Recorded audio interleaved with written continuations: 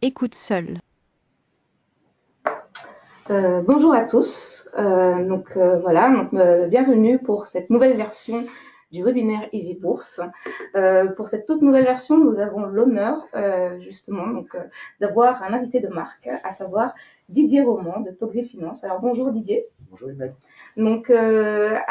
Didier, aujourd'hui on va parler d'un fonds phare de Tocqueville dont vous êtes en partie le gérant, donc à savoir Tocqueville PME. Vous allez nous raconter un peu justement quelles sont les grandes caractéristiques de votre processus d'investissement. Mais auparavant, on va peut-être justement rappeler qui est Tocqueville Finance en fait. Alors Tocqueville Finance est une société de gestion qui a été créée en 1991 à l'initiative de personnes physiques qui étaient parties vendre des actions américaines aux Américains et qui se sont dit finalement on peut vendre aussi des actions européennes à notre clientèle. Et donc François Sicard, à l'époque, qui était le fondateur, s'est associé à deux autres gérants et ont créé Tocqueville Finance en 91. Donc la société a vécu son chemin en tant que société indépendante et puis on a été racheté, Tocqueville Finance a été racheté par la Banque Postale en 2009 et depuis on a un actionnaire puissant qui est la Banque Postale. D'accord. Du coup, quels sont aujourd'hui les chiffres clés de Tocqueville Finance? Alors Tocqueville Finance exerce deux activités, une activité de gestion privée et une activité de gestion collective. On a à peu près en gestion privée 250 millions et à peu près 2 milliards 3 en gestion collective. Et on a une gamme en gestion collective essentiellement orientée sur les actions européennes. D'accord. Aujourd'hui, on parle donc de Tocqueville PME. C'est un fonds particulier parce que justement, il est éligible à ce que l'on appelle le PEA-PME. Est-ce que vous pouvez nous rappeler en quelques mots de quoi il s'agit, Didier? Alors le PEA-PME est un produit qui a été voulu par les autorités françaises pour aider au financement des petites entreprises. Donc c'est une enveloppe particulière qui a les mêmes caractéristiques que le PEA, avec un plafond de 75 000 euros, mais on ne peut investir dans ce cadre-là que dans des entreprises petites ou moyennes qui font globalement moins de 5 milliards d'euros de chiffre d'affaires, qui emploient moins de 5 personnes et qui ont une capitalisation boursière allant jusqu'à 1 milliard d'euros. D'accord. C'est une enveloppe qui a clairement des avantages fiscaux sur les PME. Mais indépendamment justement de ces avantages fiscaux, pourquoi s'intéresser aujourd'hui justement aux PME en 2018 selon vous, Didier? Alors, au PME en 2018, d'un point de vue boursier, déjà, ce qu'on constate sur le long terme, c'est que les petites et moyennes entreprises, quels que soient les marchés, c'est vrai en Europe, c'est vrai en France, c'est vrai sur les marchés américains, c'est vrai sur les marchés asiatiques, ce segment de marché affiche très régulièrement des performances boursières très supérieures aux grandes valeurs. Pour des raisons finalement assez simples, c'est que l'innovation, elle se trouve surtout dans les petites valeurs. Et puis, quand on regarde les taux de croissance bénéficiaires, si on considère qu'une action est valorisée en fonction des résultats qu'elle est capable de dégager, eh bien, les taux de croissance bénéficiaires sur les petites capitalisations boursières sont très nettement supérieurs à ceux des grandes, ce qui explique en grande partie l'écart de performance. Où en est-on au niveau des valorisations cette année? Alors les valorisations, on a eu une petite correction depuis le début de l'année sur les marchés. On avait des valeurs qui étaient plutôt bien valorisées. Quand on regarde le multiple de PE, qui est un multiple de capitalisation des résultats, on était aux alentours de 17, 18, 18 fois les résultats de l'exercice 2018. C'est corrigé, on est revenu vers 16 fois sachant que les grandes valeurs sont plutôt à 13, donc on a aussi un écart de valorisation, mais cet écart de valorisation en faveur des petites est aussi historique. D'accord. Et quels seraient les facteurs éventuellement qui pourraient favoriser à nouveau justement donc une performance de ce segment de marché au cours de l'année 2018? Écoutez, on a une conjoncture mondiale qui n'a jamais été aussi porteuse. on a une conjoncture européenne qui est très solide, et c'est vrai que pour ce qui nous concerne, puisqu'on est gérant de valeurs européennes, on est plutôt orienté sur une sélection de valeurs, de petites valeurs, qu'elles soient françaises ou européennes. Et donc, si la croissance est là où on l'attend, on ne devrait pas avoir trop de déception en matière de résultats. Et donc, comme on a eu une correction assez significative, bah, ça redonne peut-être des valorisations plus attractives. Et puis, il y a eu des sanctions très sévères sur certains titres, probablement excessives. Et donc, faut peut-être s'intéresser et essayer d'aller faire ses courses dans ces valeurs-là. Alors justement, Didier, il existe sur le marché plusieurs fonds qui sont investis dans les PME et qui sont éligibles au PEA PME. Qu'est-ce qui fait la particularité de Tocqueville PME? Alors, Tocqueville PME, c'est un fonds qu'on a lancé en décembre 2013 pour répondre justement à cet avantage fiscal ou à cette création d'un nouveau produit qui était le PEA PME. Et on a voulu s'intéresser uniquement à des petites capitalisations. Donc on investit majoritairement dans des sociétés qui font entre 600 et 800 millions d'euros de capitalisation. Et vous savez, dans les critères d'éligibilité, on doit être investi dans les fonds à 75% en valeur éligible au PEA-PME et on a un quota de 25% libre dans lequel on peut mettre du Renault, de l'Arkema, de la Société Générale, de la BNP. Et nous, on s'interdit de faire ça. On veut vraiment un fonds pur et on n'investit que sur des petites capitalisations. Et on est, comme le fonds a bien grossi, on fait très attention à la liquidité et donc des fois on a des toutes petites positions sur des très belles valeurs qui sont des petites capitalisations et on est très content avec la performance qu'elle génère, même si les poids sont modestes. À combien de valeurs vous estimez aujourd'hui votre univers, Didier? En Europe, on a à peu près 4000 valeurs qui sont éligibles et on en a sur la France, il nous faudrait une anti-sèche, mais on doit en avoir, je sais pas, je dirais 400, 450 sur la France. D'accord, d'accord. Alors la particularité de ce fonds, c'est que justement, il est piloté par plusieurs gérants. Et justement des gérants analystes en l'occurrence. Est-ce que vous voulez bien me parler de votre équipe, Didier? Alors oui, on est 3 gérants puisque sur ce fonds avec Alexandre Voisin et Mathieu Tassi. Mais chez Tocqueville, on a une gestion collégiale. Donc de toute façon, tous les fonds sont gérés de façon collégiale et il y a toujours un binôme de gérants par fonds. Mais quand on regarde le segment des petites valeurs, en fait, il faut avoir beaucoup d'expertise, beaucoup plus que sur les grandes. Il faut avoir des gens qui s'y connaissent un petit peu en valeurs biotechnologiques, il faut avoir des industriels, il faut avoir des gens qui sont spécialisés sur le digital. Et donc, on considère que finalement, à 3 gérants, on se répartit un petit peu les expertises. Moi, quand j'ai lancé le fonds, Alexandre ne le gérait pas avec moi. Et je disais, j'aurais jamais de biotech parce que je ne sais pas valoriser les biotech. Et donc, je faisais de l'exclusion. Alexandre est là, on a un petit peu de biotech dans le fond et finalement, on a plutôt des performances satisfaisantes sur ce segment de marché. C'est vraiment l'atout majeur justement de Tocqueville PME, à savoir justement cette composition de gérants analystes qui savent véritablement de quoi ils parlent. En fait. Oui, tout à fait, tout à fait. Et on s'entend en plus, c'est bien parce que ça fait on apprend à vivre ensemble, on échange en permanence des idées et des thématiques que l'on a sur des petites valeurs. Ça peut aussi être des avantages pour les fonds qui auront des grandes valeurs. D'accord. Les plus grandes valeurs. D'accord. Alors, est-ce que vous voulez bien éventuellement nous parler à nouveau justement des critères de sélection, éventuellement sur quels sont les critères en particulier sur lesquels justement vous attachez de l'importance? Alors, quand on regarde une société, qu'elle soit petite ou grande,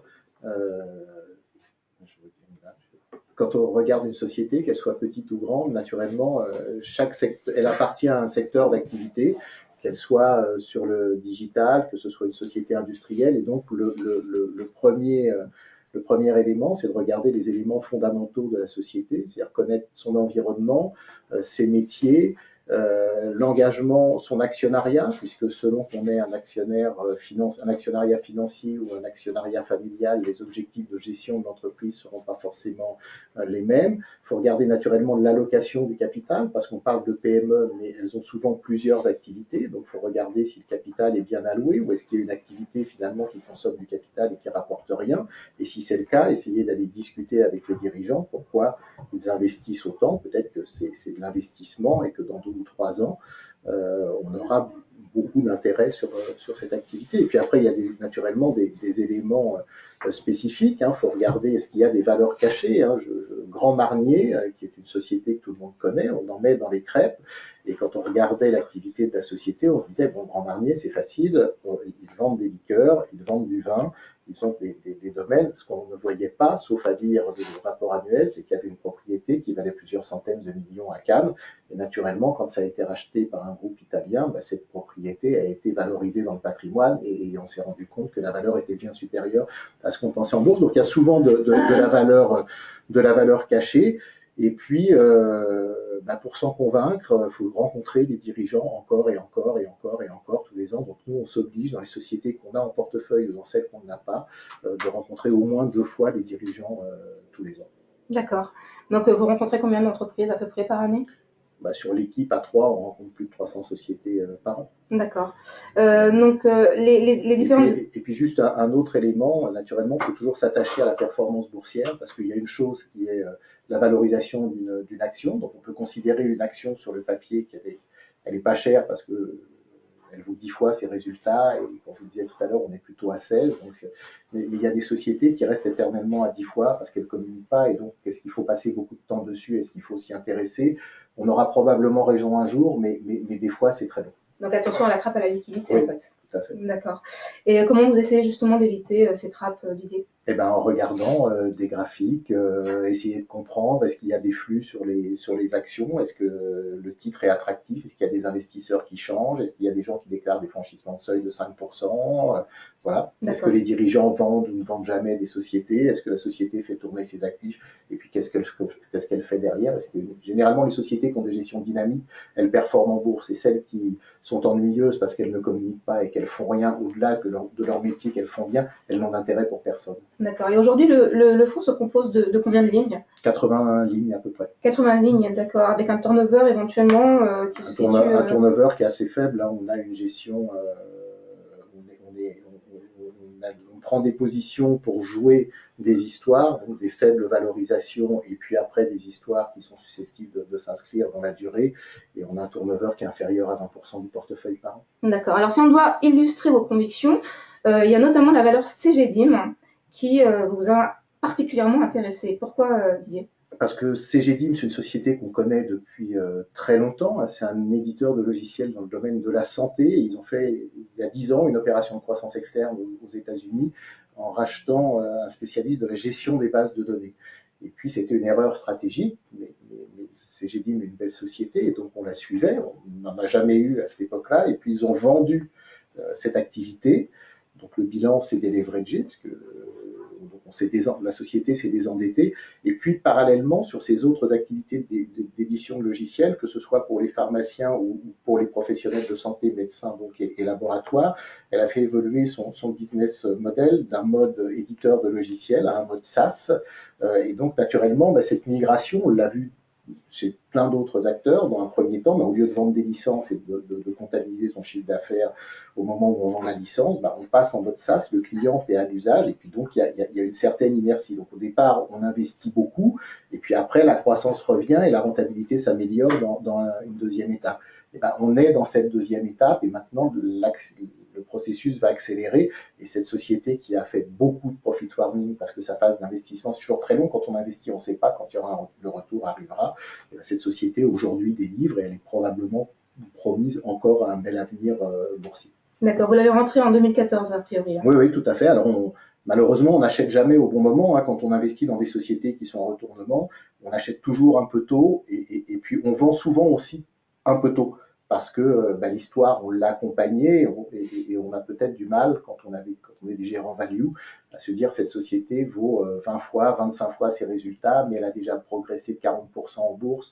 C'est toujours compliqué. Donc en bourse, moi je suis gérant depuis de nombreuses années et la première leçon que j'ai appris, c'est qu'on n'achète jamais au plus bas et on vend jamais au plus haut. Mais ça, c'est notre métier, il faut vivre avec. Notre métier, c'est de générer des idées pour générer de la performance. D'accord. C'est entendu. Donc là, en l'occurrence, on voit justement donc, les principales positions de votre portefeuille ainsi que les secteurs qui sont représentés. Qu'est-ce que vous auriez comme commentaire à évoquer éventuellement à partir de là? Alors, on a des sociétés, ça illustre bien notre philosophie de gestion, puisque c'est des sociétés qui sont depuis très très longtemps dans le portefeuille. Alors, on a eu des à-coups boursiers sur certaines, voilà, et puis on a eu des très belles histoires, comme Mersenne, par exemple, qui est une société qui fait première position du fonds, et qui qui rentrait quand on l'a acheté dans nos critères de capitalisation boursière, puisque maintenant on doit être un peu au-dessus de 800 millions, et qui est une société qui a deux métiers, un métier dans les systèmes de protection électrique, donc si je fais un raccourci rapide, c'est les fusibles que vous avez chez vous pour protéger votre installation électrique, et donc ça c'est un métier qui est très sensible à la croissance économique, et la croissance économique accélère. Et puis ils ont un autre métier qui est la production de graphite isostatique, qui est un matériau qui est utilisé dans les industries de haute température pour protéger l'intérieur des fours réfractaires, dans l'énergie solaire, dans tout ce qui est les baguiers des éoliennes, et donc qui sont des métiers neufs en fait. Et ils ont beaucoup investi, et là aussi, cette activité commence à avoir un retour sur investissement satisfaisant. Et donc, les deux moteurs de la fusée sont allumés parce que d'un côté, la croissance économique accélère, donc la protection électrique, on consomme plus de fusibles. Et puis, ces métiers neufs tirent la croissance parce que Grenelle de l'environnement, parce que tout le monde veut de l'énergie propre, et donc le solaire se développe. Et donc, c'est une société qui est correctement valorisée en bourse, mais qui, pour moi, a un potentiel de croissance important. Et puis là aussi, Trigano, donc c'est le numéro 1 européen des camping-cars. C'est une société qui a connu un coup d'arrêt terrible en 2008 avec la crise financière, puisque le camping-car, c'est un produit qu'on vend à des personnes plutôt âgées, donc plutôt solvables. Mais il n'empêche que quand on a une secousse comme 2008, ces gens-là continuent à rouler avec leur camping-car ou diffèrent leurs achats. Et puis, la situation s'est améliorée, et donc cette société, entre-temps, qui avait les reins solides, donc le cours boursier avait beaucoup baissé, mais cette société avait les reins solides, et donc elle a continué à faire des opérations de croissance externe et à concentrer son secteur. Et donc maintenant, forcément, quand la croissance accélère, la performance boursière est exceptionnelle, et quand on regarde les multiples de valorisation, la société n'est pas encore très très chère. Et puis, Beneteau, c'est un peu le même sujet, donc sur des engins qui valent beaucoup plus cher que les camping-cars, qui sont les bateaux. Pareil, crise financière a fait que le secteur du nautisme a vu ses ventes fortement reculer. Et puis finalement, la reprise revient, les habitudes ont changé. Maintenant, il y a un marché du catamaran qui est loué à des loueurs les catamarans sont vendus ou achetés plus par des loueurs que par des particuliers. Donc c'est un marché qui n'existait pas. Quand vous voulez partir en vacances, vous louez un catamaran une semaine et puis vous le ramenez au port après. Et donc le marché explose. Et puis accessoirement, il y a un petit coup de vent dans les Caraïbes qui met la flotte mondiale sous l'eau, et vous avez une accélération des commandes. Et donc voilà, c'est des dossiers qu'on aime bien. Ce sont des histoires qu'on aime bien. Et d'où justement en fait l'importance de votre analyse, c'est-à-dire que vous vous contentez pas justement d'une observation du parcours boursier, vous allez véritablement dans les fondamentaux justement des entreprises pour véritablement déterminer qu'est-ce qui va et qu'est-ce qui ne va pas en fait. Oui, dans l'exemple de Beneteau, moi je suis pas marin du tout, mais j'ai été voir un groupe qui s'appelait Fontaine-Pajot, j'ai été visiter des usines de Beneteau, j'ai été les voir au salon nautique, donc je comprends comment est fait un bateau. Si on sait pas ça, faut faire attention. Nous, on investit que dans ce qu'on connaît. Alors Didier, on l'aura compris, c'est une gestion de conviction donc, qui est basée avant tout sur justement donc, la bonne santé financière des entreprises. Pour autant, si aujourd'hui justement on regarde un peu le segment des PME, est-ce qu'il y a des secteurs dans lesquels il y a des opportunités éventuellement nombreuses et d'autres où il n'y en a pas en fait? Est-ce qu'il y a des biais comme ça qui s'imposent de par justement les opportunités? Alors, je vais enfoncer une porte ouverte, mais je vais vous dire que oui, la digitalisation, l'économie se transforme en permanence. Donc, quand on veut investir dans des sociétés au moment où l'amorce de transformation arrive, il faut investir dans des petites valeurs. Si on regarde le monde digital, par exemple, tout le monde explique que la digitalisation va bouleverser nos vies. Mais quand on regarde les grandes SS2I françaises que sont Atos, Cap, Gemini ou Sopra, finalement, on se rend compte que le digital, c'est pas grand-chose chez eux. Mais par contre, on se rend compte que dans des sociétés comme Group Open ou Infotel ou Devoteam, le poids du digital est beaucoup plus important, et donc la croissance des chiffres d'affaires et des marges sont bien supérieures sur les petites valeurs.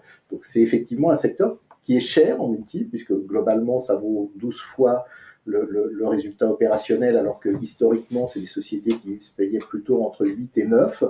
Donc le secteur est cher, il faut faire attention, mais a priori on a une bonne visibilité. D'accord. Alors, là, on voit justement que le fonds affiche une performance relativement linéaire, stable, donc du coup, pas de volatilité. Donc, c'est ce qu'apprécie un bon nombre d'investisseurs.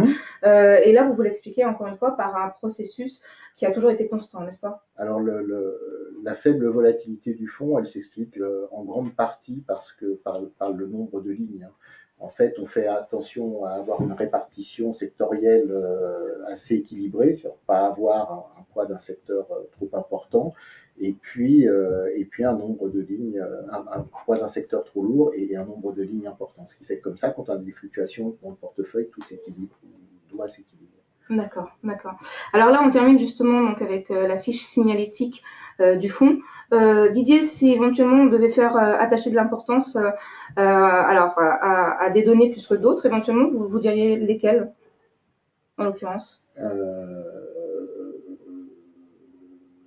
Les données techniques, je m'intéresserai à la fiscalité, puisque naturellement, vous expliquiez tout à l'heure que le fonds est éligible au PEA, PME, mais pas forcément. On peut le mettre dans des contrats d'assurance vie, on peut le mettre dans les comptes types, donc on peut le souscrire autrement. Et puis, non, on peut souscrire et sortir, on a une liberté totale, on peut souscrire tous les jours et sortir tous les jours. Donc c'est une valorisation quotidienne, donc ça c'est des données qui me semblent importantes.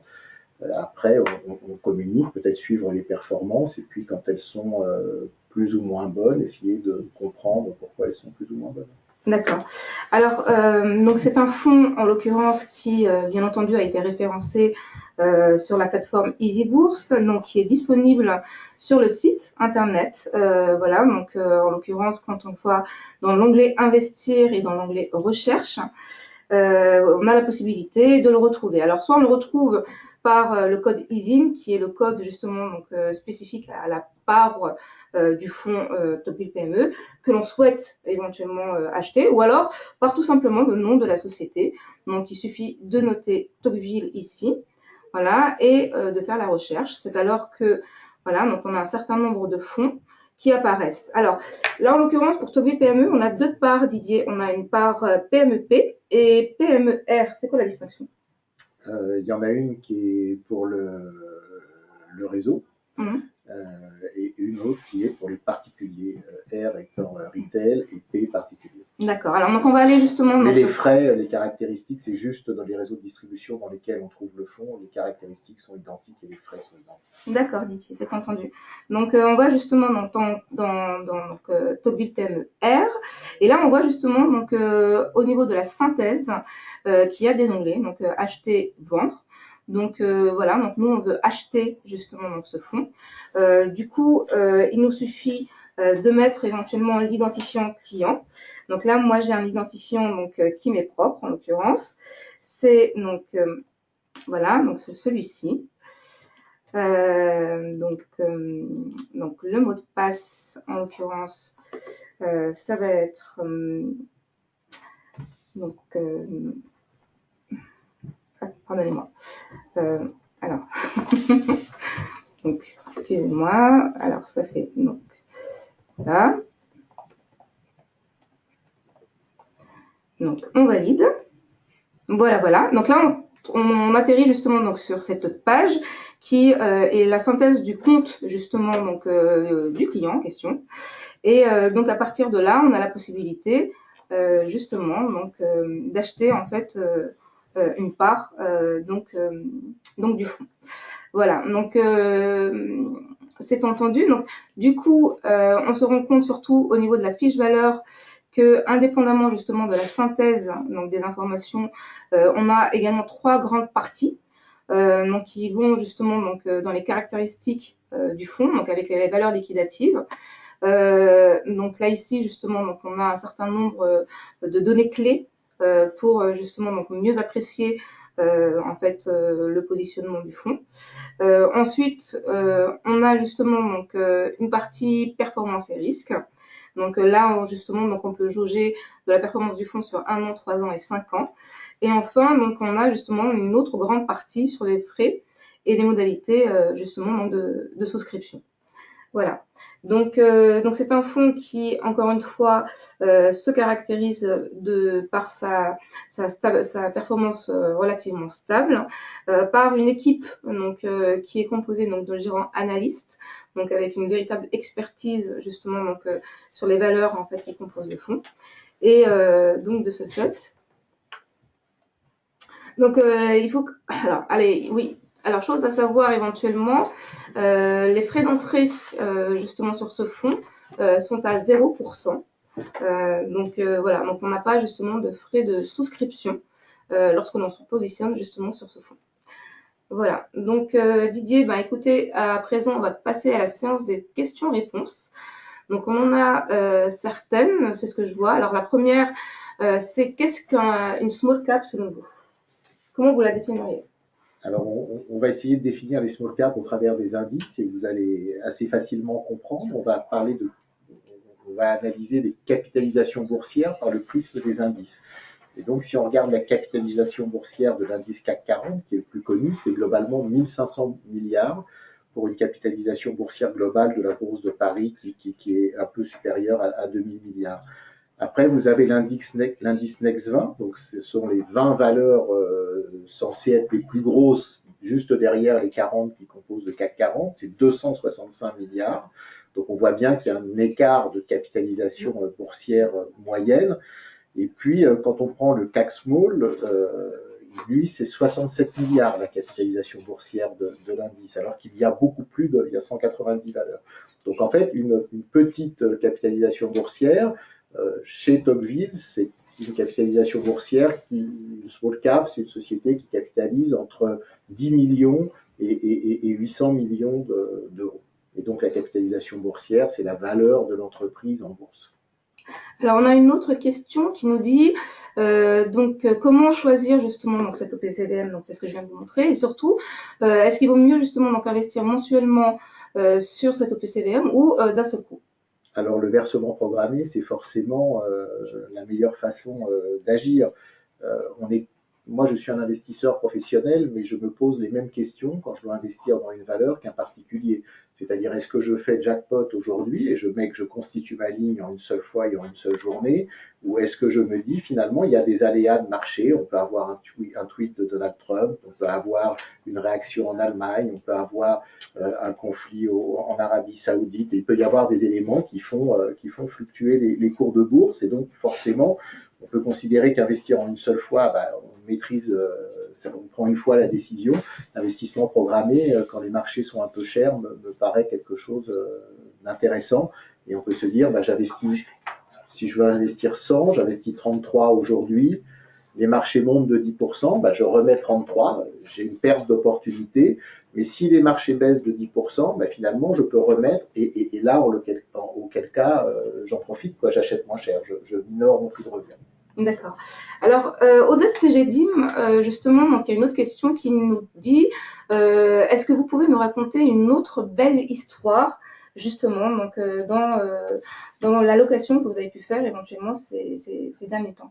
Alors, une très très belle histoire en termes de performance boursière. Alors, les belles histoires, on les trouve souvent dans des sociétés qui ont connu des crises à un moment ou à un autre. C'est une société qui s'appelle Katana. Donc tout à l'heure, je vous parlais de Beneteau dans le monde du nautisme, et naturellement, quand on regarde un secteur, quand je m'intéresse à Beneteau, je regarde les sociétés cotées du secteur, et donc je vois ce que fait Fulpen Pajot et son parcours boursier. C'est le très bon élève de la classe.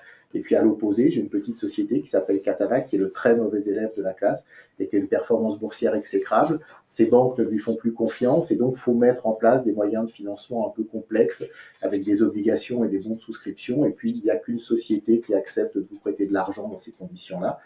Et puis finalement, quand on cherche à restructurer et à repositionner une entreprise, si on a les moyens de le faire, on doit y arriver. Et donc, Katana, pour les gens qui sont des spécialistes de voile, ils faisaient des catamarans et qui sont des catamarans pour des navigateurs, pour des vrais marins. Donc, ce sont des catamarans chers, performants, mais qui ne sont pas du tout adaptés aux loueurs, au marché des loueurs, qui, eux, ils s'en fichent, ils veulent des catamarans qui séduisent des vacanciers qui vont venir louer des catamarans une semaine ou 15 jours avec un skipper. Et donc, ces gens-là, ils avaient leur gamme Katana qui fonctionnait très bien, mais sur un nombre limité de bateaux par an. Et donc, ils ont développé en parallèle une gamme qui s'appelle Bali. Et donc, eux arrivaient avec la nécessité de créer une gamme de bateaux spécifiques pour les loueurs. Et donc, ils ont eu l'idée, la chance, je ne sais pas, ils ont été bien conseillés. Au lieu de mettre un filet entre les deux flotteurs, ils ont mis une plateforme. Et quand vous voulez boire l'apéro le midi, c'est plus facile d'avoir une plateforme et c'est plus agréable. Et donc, cette gamme, elle a réussi à s'imposer. Et donc, quand on a une gamme qui s'impose sur un marché porteur, bah, finalement, vous avez un retournement. Donc, la société est passée d'une situation financière délicate à une situation financière plus confortable. C'est pas exceptionnel, mais plus confortable. Et puis, une croissance très forte des volumes. Et donc, la rentabilité est de retour. Et comme le marché est saturé aujourd'hui, comme le marché était en crise, personne n'a investi dans de nouvelles ou investi beaucoup dans des nouvelles capacités de production.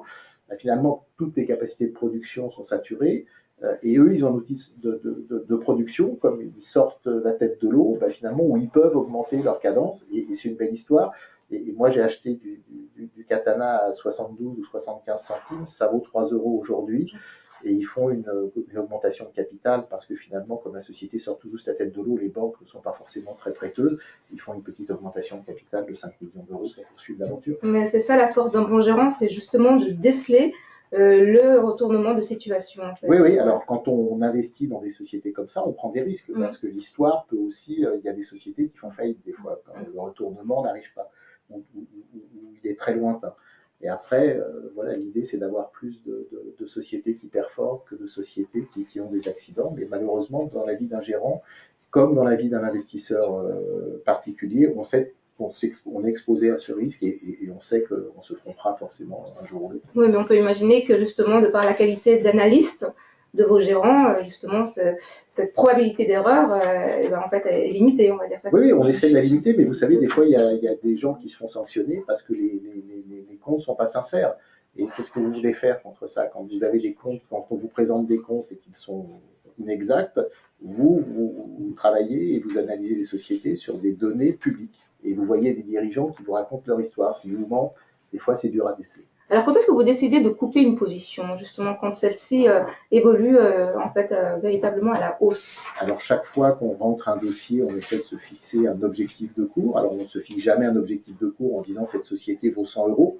On se dit cette société, je considère que, compte tenu de son rythme de croissance, de la marge normative que je peux estimer, elle vaut 13 fois son résultat.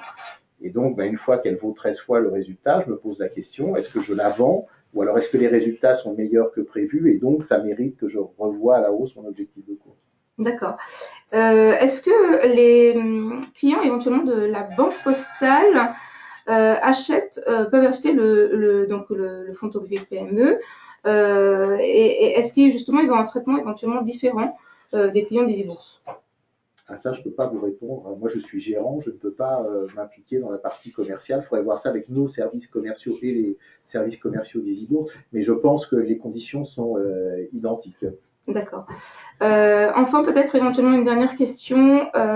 Pourquoi vous orientez-vous davantage vers les sociétés françaises que vers les sociétés européennes? Parce que je considère avoir une vraie expertise sur les valeurs françaises et que quand on s'intéresse à l'univers des petites capitalisations, si vous voulez aller voir le katana italien, par exemple, eh bien moi je ne le connais pas de Paris. Et donc c'est compliqué pour moi de faire tourner une base de données italienne et quand bien même je la trouve, il y a de grandes chances que le type parle italien et moi je ne parle pas italien.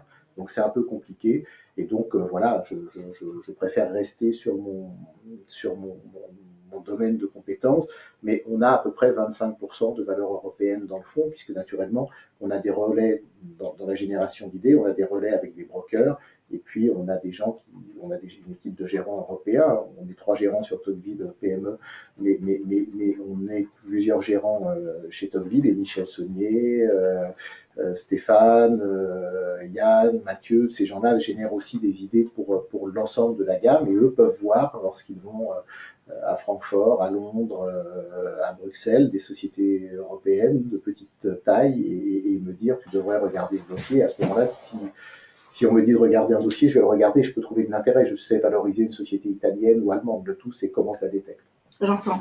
Alors apparemment, c'est un fonds qui intéresse énormément parce que les questions se multiplient. Donc je vais éventuellement en ajouter trois autres, Didier. Donc une première en fait qui vous demande si vous avez dans votre processus d'investissement des critères d'exclusion en fait justement dans le choix des PME que vous auriez à sélectionner. Alors, vous avez compris que moi, comme je suis un industriel, j'ai naturellement une certaine réticence sur les valeurs biotech. Mais Alexandre comprend mieux le secteur et arrive à me convaincre. Oui, après, on a des exclusions parce que il y a des dirigeants qui ont mauvaise réputation ou des sociétés qui ont mauvaise réputation et celles-là, forcément, on peut m'expliquer que alors je ne les citerai pas par respect pour ces sociétés, mais il y a des sociétés, on peut m'expliquer que les dirigeants sont formidables, ont levé de l'argent, que demain la croissance va revenir. Je ne veux pas y toucher, c'est un peu du délit de sale gueule, mais je préfère le laisser de côté. J'entends. Une autre question toujours en fait qui nous dit si justement je me positionne sur le fonds, si je décide d'acheter éventuellement des parts, combien de temps, combien de temps je dois les garder en moyenne? Faut toujours être un peu patient quand on fait un investissement en action. Vous n'achèterez pas non plus au plus bas. Le fonds a une performance qui n'est pas très satisfaisante depuis le début de l'année, alors qu'il s'explique très bien parce qu'on a eu beaucoup de sociétés qui ont fait des appels au marché et donc on les a aidés à se financer. Mais forcément, quand vous faites une augmentation de capital, il y a une décote et cette décote, vous la retrouvez dans le cours de bourse et puis de temps en temps, il y a un mois ou deux avant que les gérants se réintéressent au dossier.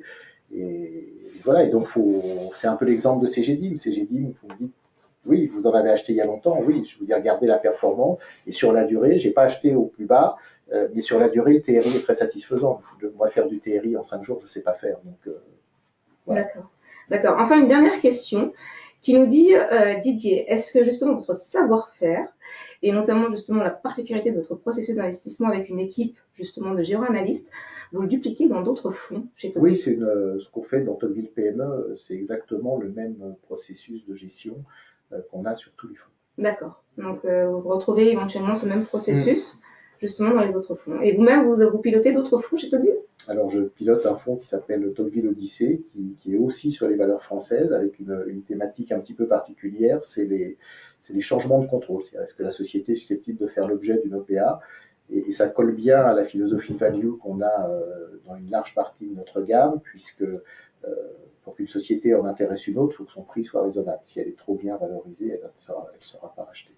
Et oui, on a des fonds thématiques chez Tocqueville et justement cette expertise, que ce soit sur les dividendes, sur les mégatrends, sur les petites entreprises, sur les sociétés qui sont susceptibles de changer de contrôle, bah ça fait une petite alchimie, ce qui fait que tout le monde travaille ensemble et génère des idées pour tout le monde. Alors, Tocqueville Odyssée, ça sera éventuellement un autre sujet d'un autre webinaire éventuellement. Donc, on aura le plaisir de vous retrouver à ce moment-là. Voilà, donc pour le moment, ce webinaire est terminé. Donc, merci énormément de nous avoir suivis. Donc, et moi, je vous redonne éventuellement rendez-vous une prochaine fois avec éventuellement un autre intervenant. Voilà, d'ici là, n'hésitez pas à surfer sur notre site internet. Voilà, et surtout, si vous avez des questions, notamment des questions commerciales, n'hésitez pas justement donc, à les poser à notre service au 0800 802 200. Alors, c'est un service en l'occurrence qui justement est ouvert jusqu'à 20h.